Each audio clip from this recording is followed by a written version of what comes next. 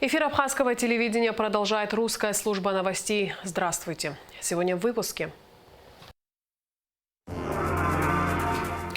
На повестке дня актуальные вопросы. Президент провел совещание с главами администраций городов и районов страны. Финал затянувшегося спора. Согласно решению столичного городского суда по улице Гулия производится демонтаж забора и незаконной пристройки. В помощь жертвам насилия. О работе кризисного центра в Абхазии по оказанию помощи женщинам рассказали на площадке Арс Мира. Президент Абхазии Аслан Бжаня провел совещание с главами городов и районов республики. В нем также приняли участие руководитель администрации президента Алхас Квицыния и его заместители, министр по налогам и сборам Джансух Нанба. На встрече обсуждалась ситуация с ковид в регионах, предпринимаемые местными властями меры по улучшению санэпидобстановки, борьба с незаконной добычей криптовалюты, ситуация с собираемостью налогов, эффективное использование сельхозугодий и другие актуальные вопросы.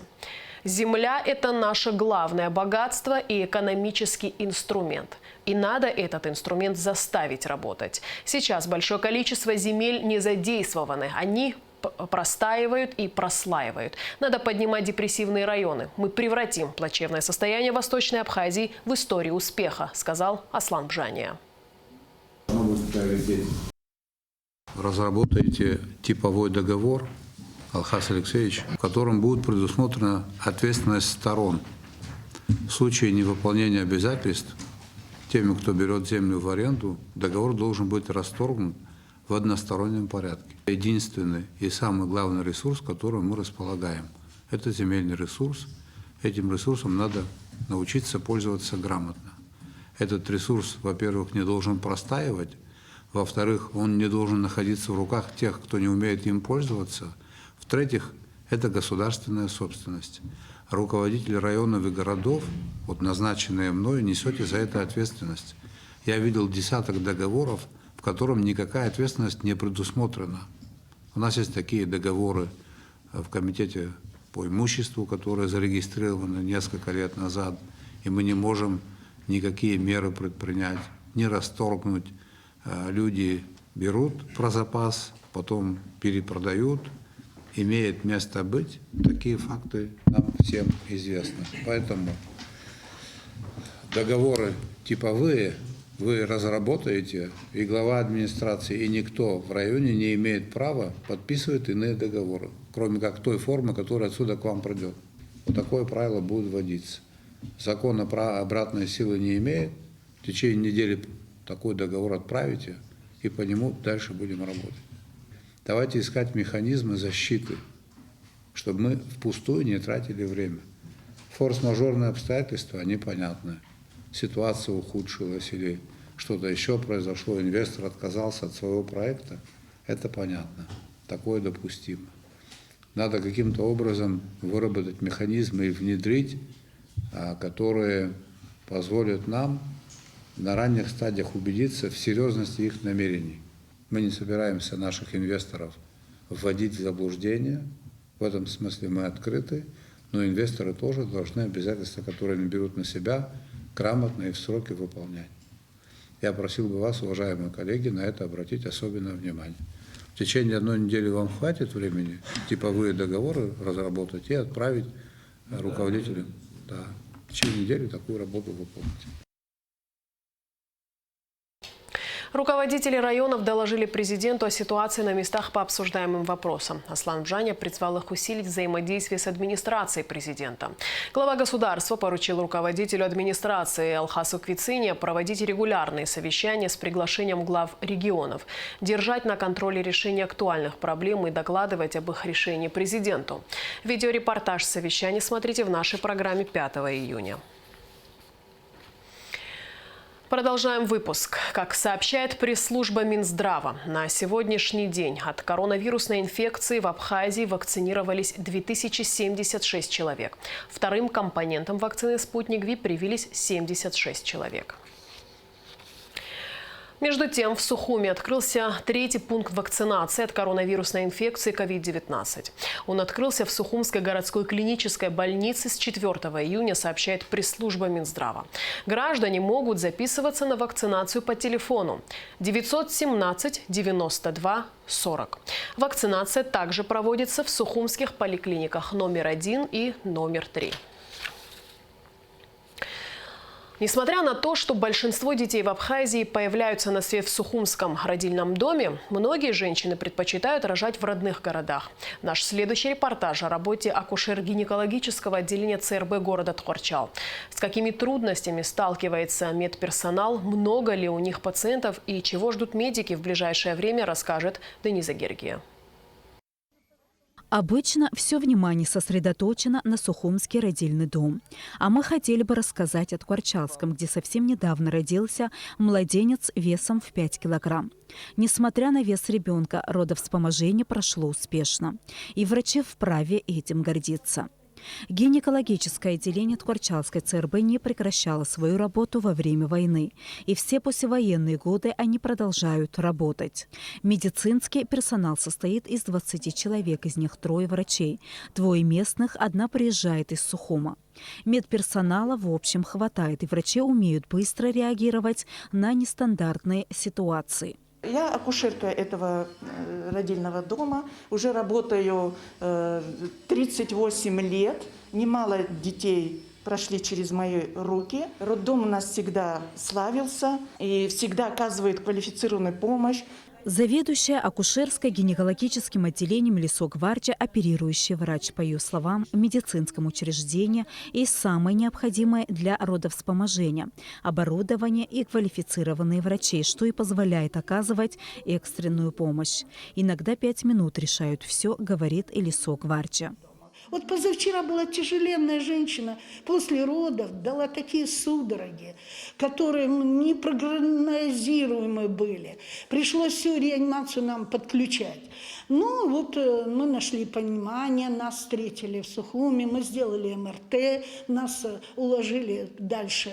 Там нарушения врожденные у девочки положили в родильный дом Сухумский. Балараманна, дай бог, спасибо ей большое. Инверовна Ашуба, доктор, огромное ей спасибо, невропатолог. Это центр МРТ нам очень помог. Мы на скорой прямо такую лежачую нашу послеродовую женщину. Сейчас все живы, и ребенок, и такой кризис миновал. Наша работа – надо беременную принять, рода разрешить, и 2 здоровых, цель конечная – отправить домой. Лисо Гвардия – акушер-гинеколог с многолетним опытом. Не понаслышке знает и о проблемах, которые есть в медицине и о которых не принято говорить.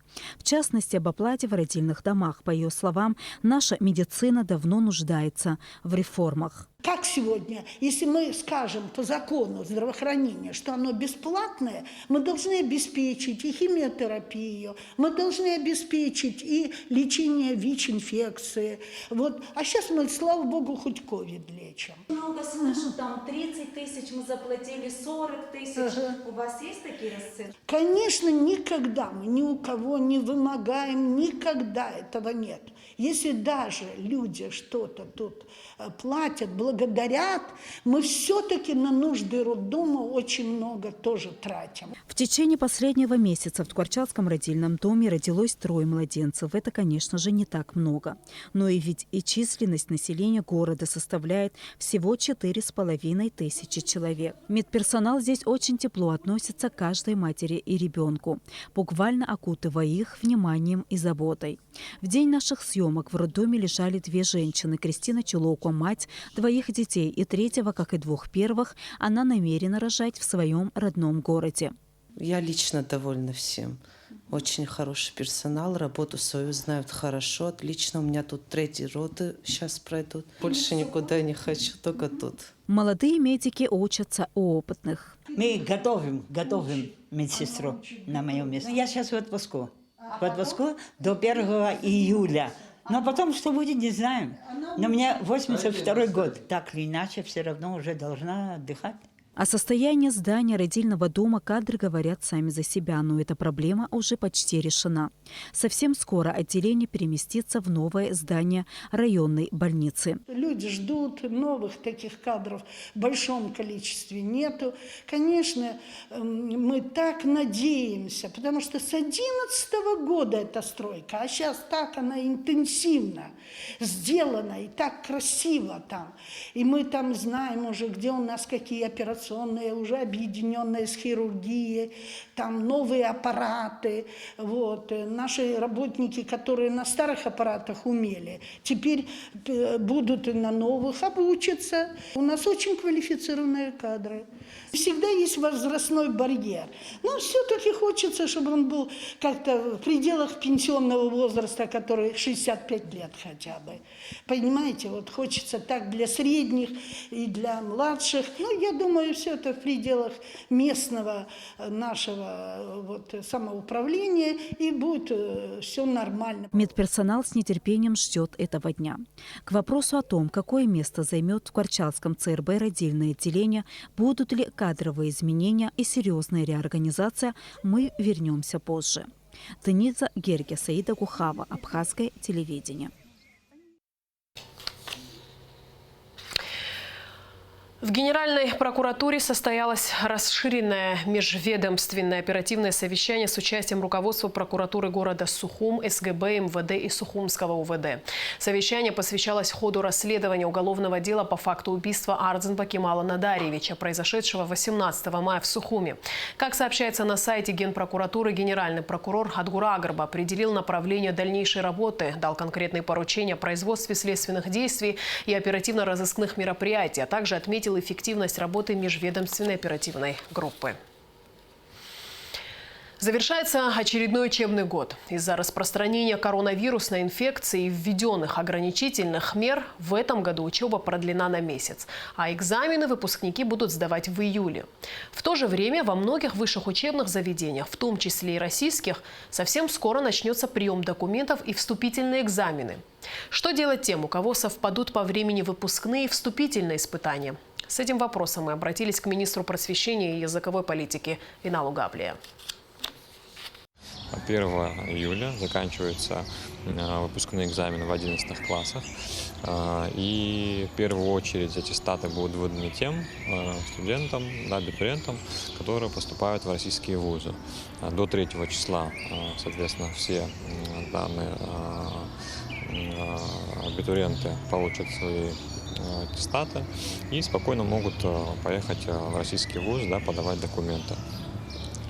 Все, мы график уточняли, у российских коллег, когда у кого заканчивается прием документов, поэтому торопиться никуда не надо. Есть у кого-то вопросы в районах, мы слышали, что кто-то боится не успеть, но мы со всеми индивидуально разговаривали, у кого были такие вопросы, соответственно, проверяли, нужно ли действительно ехать заранее, поэтому уверяю всех, что все спокойно в нужные сроки успеют подать эти документы. Также мы с Министерством здравоохранения обсудили вопрос проведения выпускных баллов. Соответственно, Минздрав, как и мы, решили остановить этот процесс, от празднования городских баллов, проведения баллов. Нам врачи запрещают это делать, поэтому мы, соответственно, это в этом году, к сожалению, не сможем провести. И ввиду того, что российские вузы и российское руководство требуют при пересечении границы нашими абитуриентами справку о том, что они не болеют. Если вдруг на таких больших мероприятиях кто-то из них подцепит эту болезнь COVID-19, то, к сожалению, он не сможет пересечь эту границу. И ввиду этого, соответственно, мы все баллы отменяем городские. Мы разрешаем, конечно же, провести выпускной вечер внутри школы с участием педагогов самого класса выпускного, в небольшом количестве, на открытом воздухе можно будет провести тоже с соблюдением всех мер, социальной дистанции, ношения маск, выпускную такую линейку, но все городские, опять же, повторяю, мероприятия, они нами будут отменены. В Москве подписано соглашение о сотрудничестве между Торгово-промышленной палатой Абхазии и Российской ассоциацией экспертов рынка ритейла. Подписание состоялось в рамках 7-го международного форума бизнеса и власти «Неделя российского ритейла». В рамках соглашения стороны намерены осуществлять взаимодействие в организации проведения обучающих семинаров, тренингов и иных мероприятий с привлечением специалистов по профильным направлениям, проводить взаимные консультации, совместные рабочие встречи, тематические семинары, круглые столы и другие мероприятия в целях выработки предложений по проблемам, представляющим взаимный интерес. На площадке Арс Мира прошла пресс-конференция Ланы Чкадуа, представителя благотворительной организации «Женский фонд развития». Фонд работает в Галле с 2001 года, но старается охватывать и Ачимчирский, и Ткварчалский районы. Основной фокус деятельности фонда направлен на создание равноправного общества. Сегодня организация работает над 2 проектами, один из которых – реагирование на насилие в отношении женщин Абхазии. В рамках этого проекта существует кризисный центр, в котором работают психолог и юрист. Работает телефон горячей линии, а женщины обращаются с различными вопросами от оказания помощи в оформлении документов до вопросов финансового характера. Сама Лана является юристом кризисного центра фонда и менеджером образовательного проекта «IT-лаборатория». Этот проект реализуется при поддержке программы Евросоюза и ПРООН по развитию гражданского общества. Партнером фонда в этом проекте выступает гудаутская организация «Нартха». В рамках проекта проводятся курсы по 3D-дизайну, программированию и робототехнике. На каждый курс, который длится 4 месяца, отбирается по 10 молодых людей в возрасте от 15 до 25 лет. По завершении курса его участники получат соответствующие сертификаты. Проект у нас будет длиться 10 месяцев. Мы должны завершить его в конце ноября. И на сегодняшний день в рамках данного проекта проводятся курсы по 3D-дизайну, по программированию и по робототехнике. Данный проект реализуется при поддержке программы развития гражданского общества, которая является совместной программой ЕС и ПРООН. И партнером в данном проекте вместе с нами выступает гудаутская организация, которая называется «Нарта». В рамках проекта, который называется «Реагирование на насилие в отношении женщин в Абхазии», существует кризисный центр, в котором работает психолог и юрист. И к нам могут обращаться женщины с различными вопросами. Это не обязательно те, кто подвергается домашнему насилию, но женщина, которой нужна консультация либо психолога, либо юриста. Также существует телефон горячей линии, который находится у нашего психолога, и ей жертвы могут звонить или просто женщины проконсультироваться. Бывают случаи, когда граждане пристраивают к своим домам различные помещения без соответствующего разрешения, порой затрагивая интересы близлежащих домовладений. Судебная тяжба, о которой пойдет речь в следующем репортаже, длится уже более 10 лет. Вопрос решился только с привлечением судебных исполнителей. Гугу Цавардани расскажет подробности.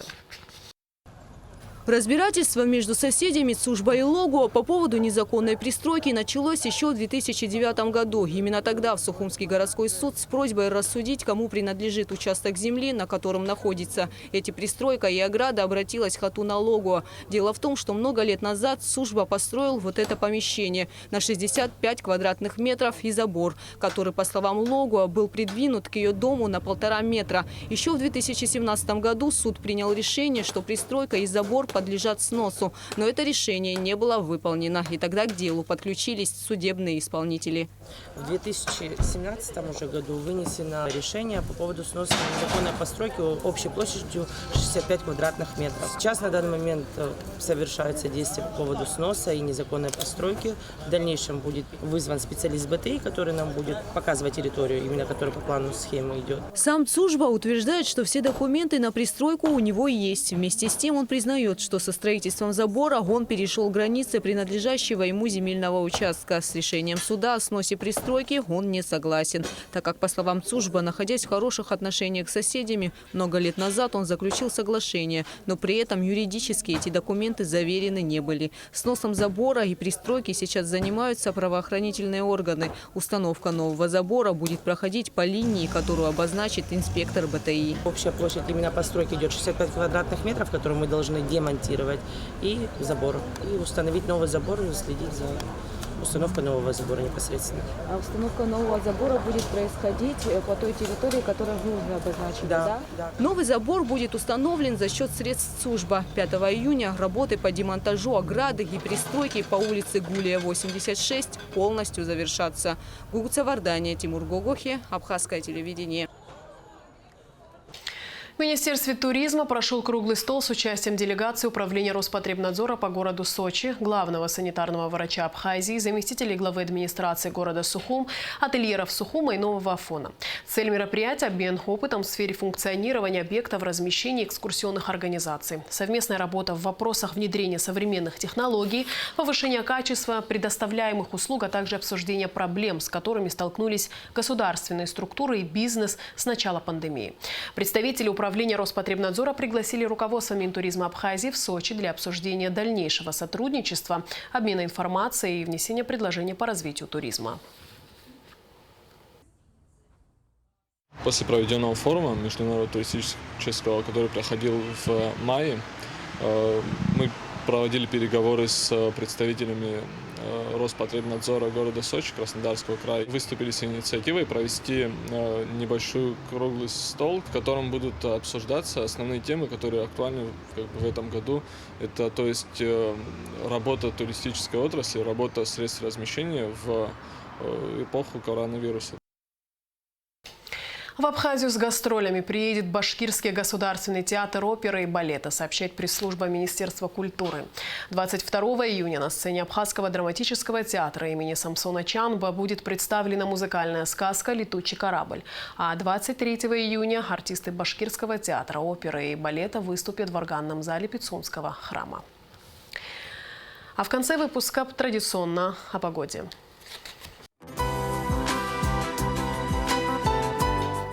По сообщению Гидрометцентра, в выходные дни 5 и 6 июня в Абхазии ожидается облачная с прояснениями погода. В субботу ночью и утром местами небольшой дождь, туман. В воскресенье преимущественно без осадков. Температура воздуха ночью плюс 10-15, днем 19-24 тепла. Температура морской воды плюс 18.